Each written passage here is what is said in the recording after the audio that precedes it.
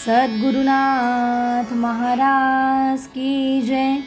महायोगी स्वामी उमानंद सरस्वती की जय।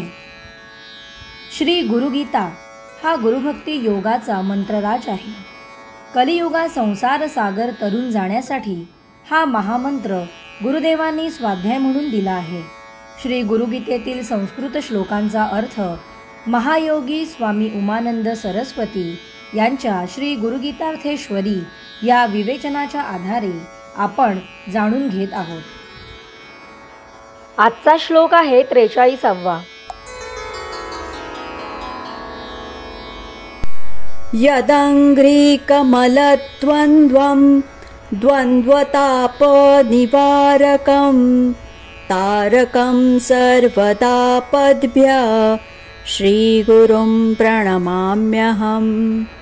ज्याचे चरणकमल युगुल सुखदुःख शीतोष्ण मान अपमान आदी द्वंद्वापासून होणारा ताप त्रास निवारण करणारे व सर्वदा सर्वकाळी आपत्तीतून तारणारे संकट भय नाश करणारे आहेत, अशा श्री गुरुला प्रणाम असो।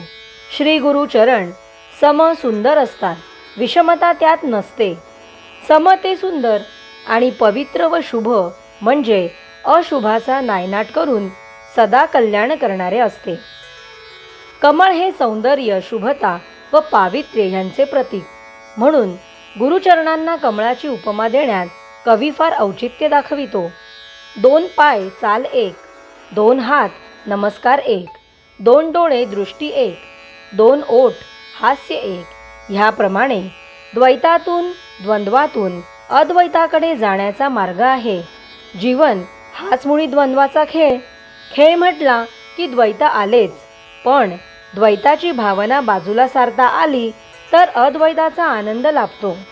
शीत उष्ण ही देहाच्या पातळीवर भोगावी लागणारी द्वंद्वे, सुखदुःखे मनाच्या व मान अपमान आदी बुद्धीच्या ह्या 3 पातळीवर सर्व तापदायक द्वंद्वे भोगावी लागतात।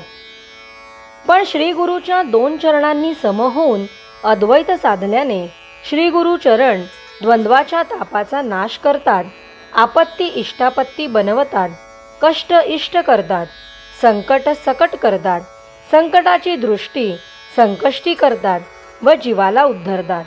व्यवहारातही यश सुख हवे तर दुजाभावाचा द्वैताचा अभाव ज्या प्रमाणात ठेवता येईल त्या मानाने सुखी यशस्वी जीवन प्राप्त होते। अशी साम्यदशा प्राप्त करून देणाऱ्या श्री गुरुला प्रणाम करणे, समचरण वंदने ही साधकाची द्वैत मिटवून निर्द्वंद्व होऊन संकटमुक्त होण्याची साधना हा श्लोक सांगतो। सद्गुरुनाथ महाराज की जय।